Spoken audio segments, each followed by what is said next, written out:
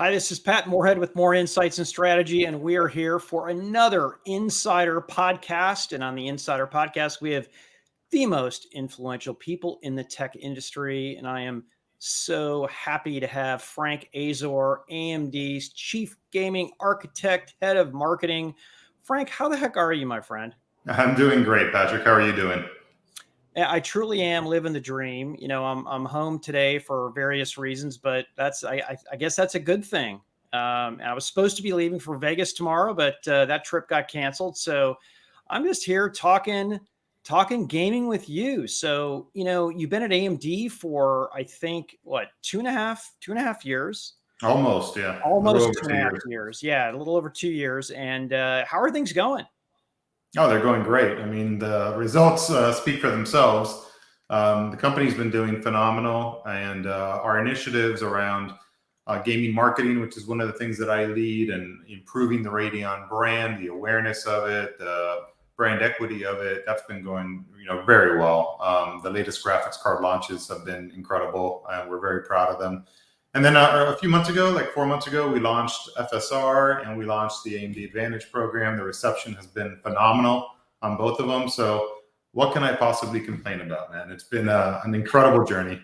Hey, you need to visit Austin and give me a visit down here. It's been too long, or shoot down to Miami and visit you. But gaming is so exciting, and it's funny to think that again, I'm kind of an OG, and my first game was Pong, and then I'm pretty sure I had every console, and then got into PC gaming.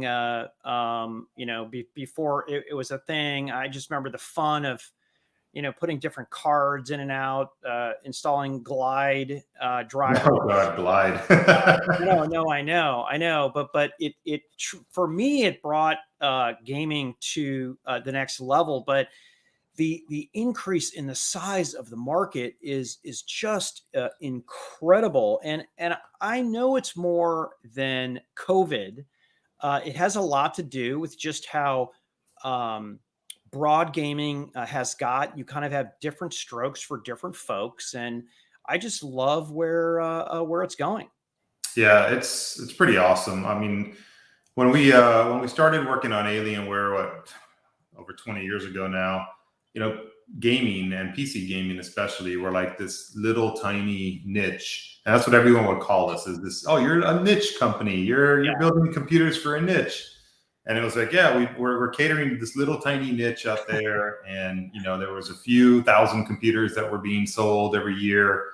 And to see how far the industry has come in over 20 years, it's remarkable. And it's such a great medium, especially in this really challenging time that we've had here since March of last year, and even longer than that in a lot of parts of the world. Gaming has brought a lot of people together, whether it be, kids being able to connect with their friends at school in a way that they weren't able to do, maybe going to the playground or having PE in class, for example, because that disappeared for a long period of time. Not being able to get together over this past summer and the previous summer, that was really tough on my kids, especially. Yeah. And they were able to do that with their friends virtually on the PC. But also just watching different generations connect has been pretty awesome too, because not just PC gaming, but video gaming now, to your point, right? Your references, it's been around for 40 plus years almost. Yeah. And that's helped bridge generations together. Folks that are retired and they're in their golden years are playing with their grandkids, and we see that going on. And it's beautiful to watch, and it's beautiful to be a part of it. And so close to it as well. Yeah, it's great. So, Frank, let's dive in here. So, you recently announced FSR, aka Fidelity FX Super Resolution, that we wrote a paper on, and also cranked out a couple articles and have experienced it. So, maybe talk a little bit for those folks who might not know exactly what it is. What is it? What does it do for users? And how's it going with ISVs, with developers, game titles, reception from users? So for those that don't know what FSR is a upscaling solution for gaming. So if you're playing a PC game and you want more performance out of your game, in other words, a higher frame rate out of it, you turn FSR on and you can get, multiples higher frame rate, like 80% more performance, 150% more performance out of your game.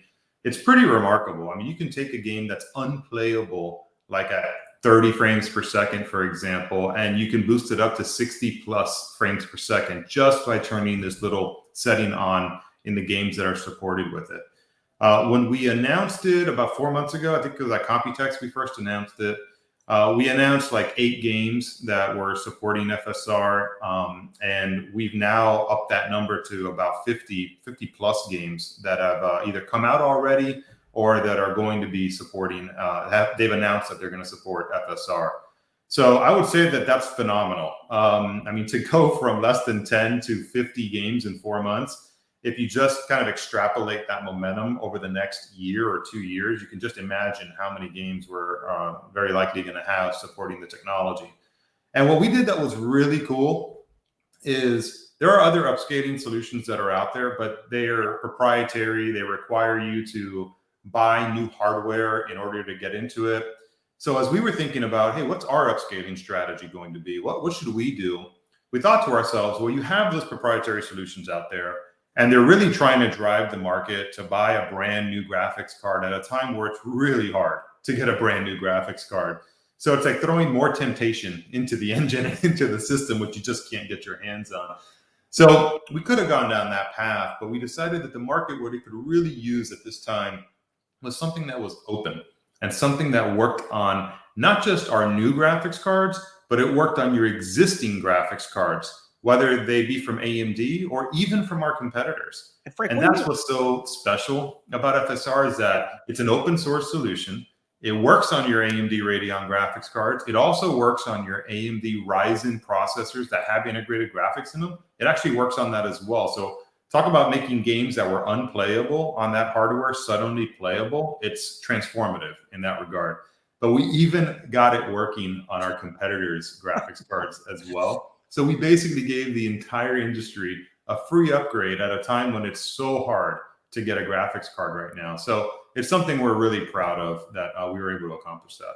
That does seem so very AMD-like. Frank, you and I have talked about this, and I know when I first got educated on the technology, I was thinking, this is so much like FreeSync, right? Where FreeSync was obviously free, used a Visa standard to be able to provide, less tearing inside of games versus, let's say, something new chip you had to put in your display and was really only able to be used on one brand of graphics. So it was so AMD. And I know, out of one hand, I'm like, God, I wish AMD would maybe charge a little for this or try to get some credit. But I do feel like you get a lot of credit holistically for your footprint for gaming, because it's not only PCs, but it's also consoles. And even as we just heard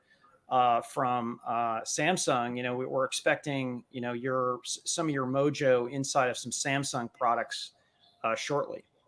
Yeah.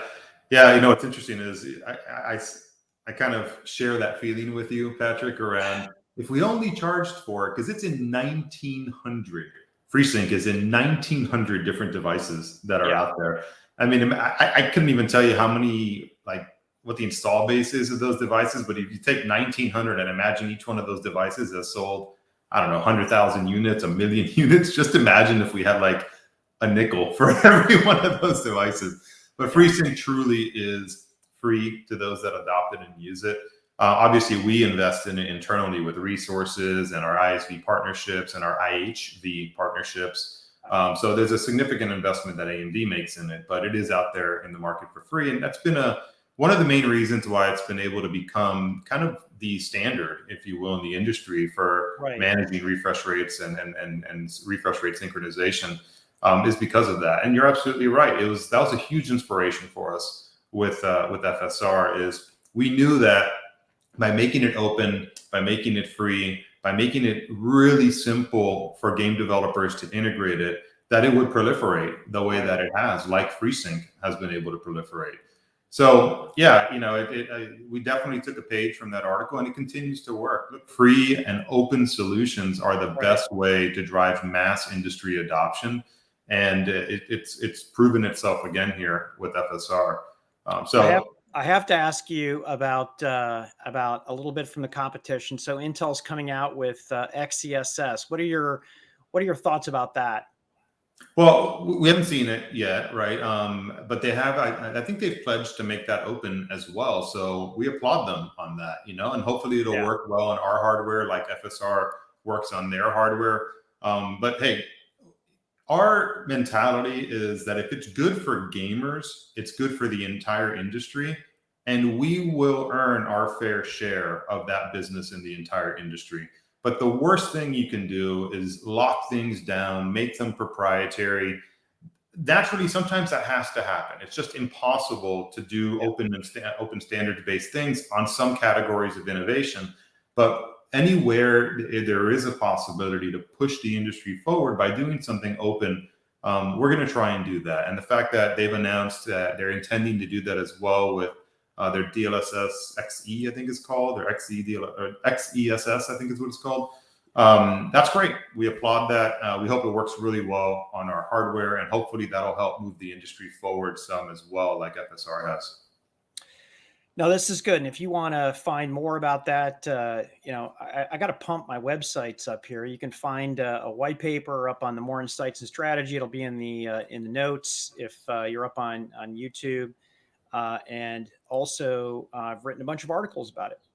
And of course, you can find more on AMD.com. So, Frank, let's move to another initiative. And I guess I have to stop calling it an initiative when there are real products that are cranking out. But you recently, in the same event, came out with AMD Advantage. So I know the answer to this question, but I have to pretend like I don't, because I've written about this. But for those who don't, what is it? Who's it targeted for, and how is it unique? Let me see. The simplest way to explain AMD Advantage is AMD has this like massive portfolio of intellectual property. We have all these CPUs and then all these technologies around the CPUs. We have amazing graphics and all these amazing technologies around them. Then we have our software portfolio, which is very rich. And what AMD Advantage aims to do is to take all the intellectual property that we have across the entire company of AMD, put it all together into a solution. A solution is basically a desktop or a laptop, right? Or any other form factor that's out there. And optimize that solution to deliver the best computing experience possible to the targeted user. In this case, gaming is the first targeted user we went and focused on for AMD Advantage. And what we did is we looked at everything. We looked at how do we deliver better performance to customers by taking our CPUs and our GPUs and our software and getting all of them to work better together. And that came in the form of Smart Shift and Smart Access Memory. Those were the two first technologies that we were introduced that deliver that amplified performance experience when you combine them into one of these Advantage solutions. The next thing we looked at was the display experience. So I can't tell you how many times I would be frustrated. I've been in the gaming industry now for over 20 years. When I would see these really well-configured laptops with these horrible displays, and they were marketed as gaming laptops. I'm like, that's not a gaming laptop with a 60 hertz screen, 200 nit brightness, 16 millisecond gray-to-gray response time. I'm like, you just destroyed the entire experience for the end user. It doesn't matter how good your graphics card or your CPU or your memory or your SSD are.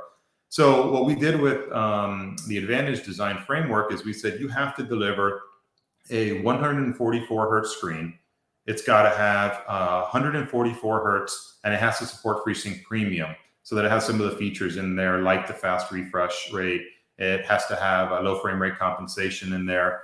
And it has to have a minimum 300 nit brightness. And that guarantees to folks that are shopping for a gaming laptop that if it's AMD Advantage branded, they know they're going to get a great end-to-end experience from the graphics card and the performance it offers, to the display output that's going to actually represent that graphics horsepower for you. And then the third pillar of AMD Advantage is what we call built to game. So I've been designing notebooks and desktops for over 20 years, back in my time at Alienware and at Dell. So I know what it takes to design a great gaming device. And a great gaming device is more than just a CPU and a GPU from a company like AMD. It's a complete solution, and every aspect of the solution matters. The mechanical design of it, the electrical design of it, the heat that it produces, the skin temperatures, how quickly it sleeps, how quickly it resumes from sleep, the battery life while gaming, how much the screen wobbles, how much it weighs, how much fan noise it produces. There's over 200 different criteria that we look at, and that all fits under the built to game category of AMD Advantage. And what we're doing is we're guaranteeing to folks that if they buy one of these AMD Advantage branded systems, it's going to deliver a great gaming experience and a great everyday computing experience. And it's something you can trust now. So as you come to AMD looking for a great high performance CPU, great high performance graphics, and now you can come to us looking for a solution through one of our partners, whether it be Asus or MSI or Lenovo. HP has a great Advantage solution as well. If you see that it's an AMD Advantage branded system, you know that that's going to be an experience that we've tested end to end, a complete experience, and that you're going to have just an awesome computing experience, again, in its entirety, not just the CPU performance and the graphics performance. The whole thing is going to be awesome. Frank, can you explain to the audience why gamers would need this? You know, a lot of the times we think of gamers as surgical shoppers, and they know exactly what they want and they get exactly what they want. Why does the market need something like this? Well, you know, it's funny, like you were mentioning Glide and the old days, right? Like the reason we started Alienware and the value proposition of Alienware was that back then you kind of had to be like an IT certified professional to be able to figure out how to play games on your PC. And the value proposition of Alienware was that it was a turnkey solution. So you didn't have to build your own system. Yeah. And I've said it since then, and I'll forever say it. No one will build a better computer than you can build yourself. Yeah. No one's going to be able to compete with that.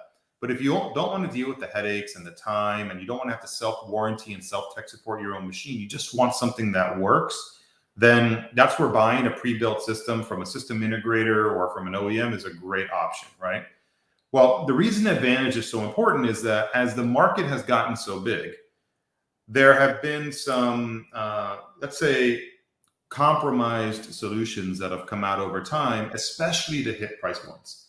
You know, a lot of the way that product planning is done at some companies, it's what are the most important things we can give to customers at $9.99, at $12.99, at $15.99, and because the marketing, honestly, of companies like AMD and a lot of our competitors is so strong, they'd have you believe that the CPU and the GPU are the only thing that matters in the entire computer.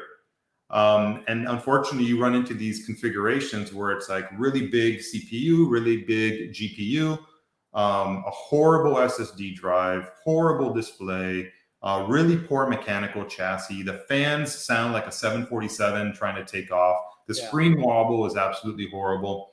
So it's gotten to a point where you have to do just as much research on every element of a system, and you have to read like 10 reviews in order to make sure that whatever gaming solution you're buying is going to give you a good end-to-end experience. Yeah. So what we're trying to do here is to try and introduce simplicity. We're trying to remove that complexity in the purchase decision and saying, hey, AMD has done that work for you.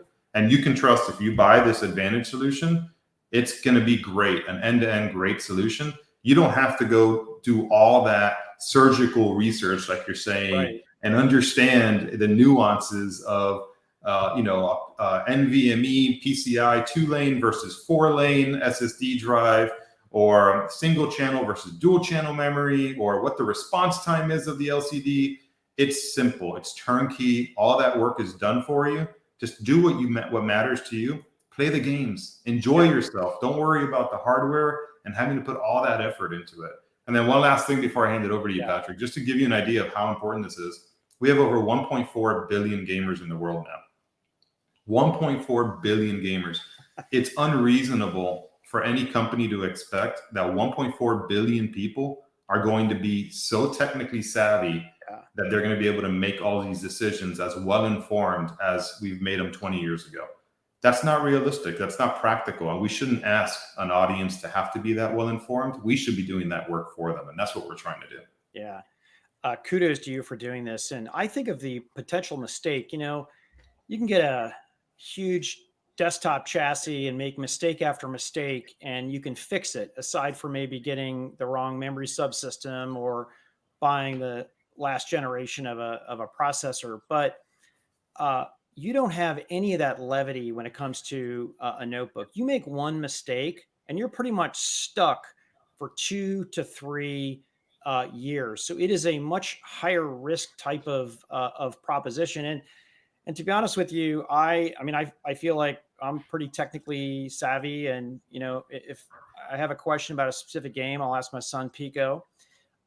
But this is, you know, I think for people who want a little bit of an assurance, this seems to be straight up their alley. And I expect the competition to follow you on this. And I'm curious if you can share, are there any other things you're looking at with the second generation of this that you might share with the audience? It's okay if you're not ready, but I thought I'd try. We're not just looking at the second generation of this. We're looking at the third and the fourth generation of this. Good. And yeah, it's only going to get better. We set the bar with Advantage this year in 2021, and you can expect us every year to just continuously raise that bar. And one of those bars that we're going to raise specifically within the Advantage value proposition is that amplified performance pillar that I talked about earlier, where we take our CPUs, our graphics, and our software. We combine the three of them and we develop new technologies like Smart Shift and Smart Access Memory. We've got a nice, large, long, very valuable roadmap of technologies that are going to come out under that strategy. And I'm really excited. You can expect pretty much, you know, every year, similarly to how you can expect us launching new graphics and new CPUs, you will see new what we call AAA technologies coming as well as part of our portfolio. It's become a core part of what it means to work within AMD and to be developing intellectual property within AMD, that we work across all of the different business units to find those opportunities for amplified performance. And it's a really exciting evolution of how we've started to work here moving forward, and just being very end user centric, and as we're developing these technologies as well. Yeah, I do love the, you know, you're starting with the gamer first, and then moving up to what it means. And okay, I used to work for AMD for a while, and I was part of the ATI acquisition, and you know, we had a little bit of a challenge in terms of putting all that stuff together. So it's almost like, you know, you're delivering on the promise that AMD made a long time ago, and it's great to see. So Frank, let's move to our final topic here. You had a launch recently, the Radeon RX 6600, optimized for 1080p gaming and with RDNA 2. Tell me a little bit about it. What's the customer reaction beyond the I'll buy any awesome graphics card if it's on the shelf? Maybe something beyond that. Well, you know, when we introduced RDNA 2, it came with a bunch of new features that have really made the whole stack of graphics cards since the first one was introduced, in September or October of last year, I think it was, with the 6900 XT and the 6800 series. This new card, the 6600, it brings all of those features and technologies and capabilities down to a lower price point. The nice thing about the 6600 series, we launched the XT a few weeks ago, and now we launched the 6600 non-XT, just a regular 6600, is that the availability has been actually much better in the market than the other cards that we've launched before that. Because it's overall a smaller die, it's a smaller card.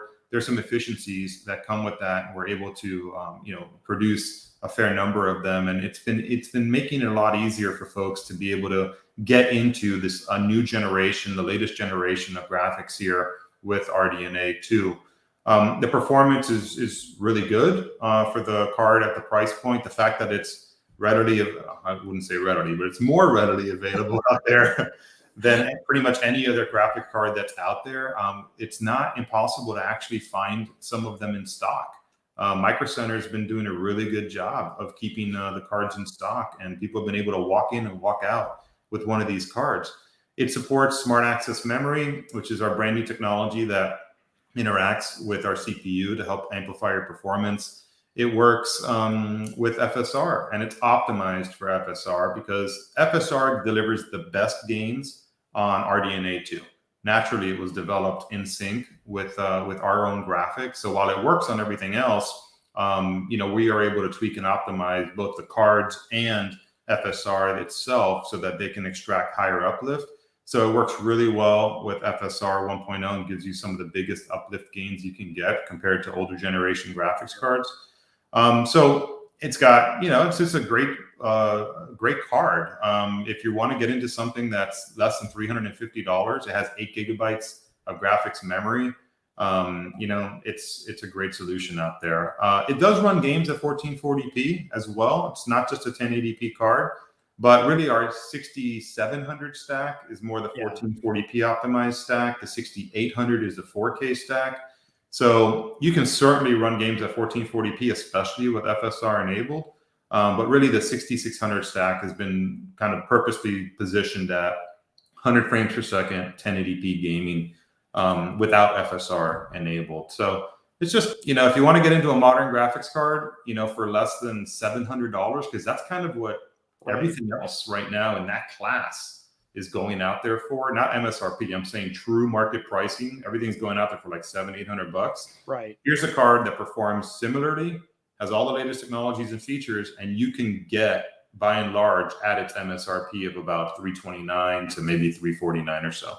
Gosh, imagine that. A card you could actually get. Could you imagine getting a card at MSRP? It's like a rare moment now. That's funny. I look back, 4 or 5 years ago, and the conversations we're having now are just, it's insane. But, a lot of this I've been on every TV channel you can on, why are we having a hard time getting semiconductors? So I won't belabor that, but I'm most excited about that people are using that. And there's just getting back to kind of our opening here, this thirst for gaming. And I applaud what AMD is doing in the marketplace, and I'm expecting a lot more from AMD.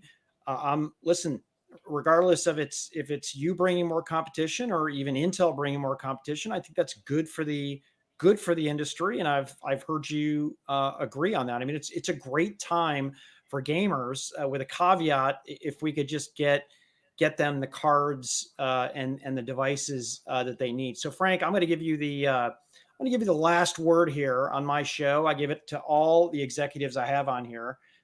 Is there anything I didn't ask you, you're expecting, or things you didn't say that you wanted to say? Yeah, actually, I'd like to close just taking the lead of what you just said right there. Gaming has had an enormous amount of growth the last couple of years, and everyone likes to point at COVID. Oh, it's been COVID. And I cannot dismiss that COVID has played a huge role in that. But the other huge role that a lot of folks aren't really focusing on is the competition that AMD has brought. Yeah. There being a real race now between CPU and graphics now that we launched RDNA 2, it's generated a whole new interest and excitement in the category and in the industry. And we're all, us and our competitors are really looking at one another to try and best each other. And that means that it puts pressure on us to deliver more value to our customers. And it's going to be one of those things where, he or she who delivers the greatest value is going to be in the lead at that moment. And for a very long time, that wasn't the case. And the industry was kind of boring, to be really honest, right? I mean, I wasn't here. I was on the OEM side, and every solution, my roadmap was always predefined, basically, in terms of the components I was going to put in it. I Right. was going to pick this CPU from Intel and this graphics card from NVIDIA. And AMD would come in and they'd give it their best. And every once in a while, we'd throw a bone. Yeah. But rarely did those solutions ever work out. And pretty much every review and every article that was out there, it was like the same benchmarks, and every system was within like 5% of itself.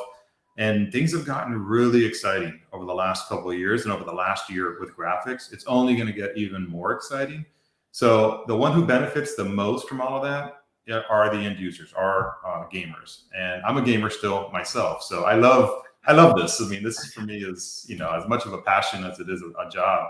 So seeing that and being able to be a part of it, I think the industry is going to continue to benefit for a long time now, as long as three of us, the three-headed monster of AMD, Intel, and NVIDIA, continue at it with one another and continue to have to innovate in order to lead. That's going to be great for everyone.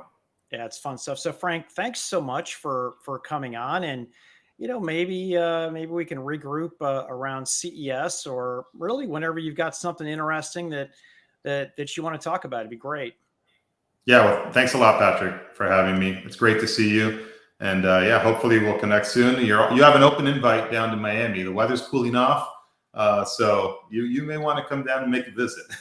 No, totally. I'll get Paula on that cane, and we'll be ready to go. So so Frank, thanks again. So this is Pat Moorhead with Moor Insights and Strategy signing off, thanking AMD and Frank Azor, AMD's chief gaming architect and head of marketing, the man with the best title and the best job, maybe except for mine.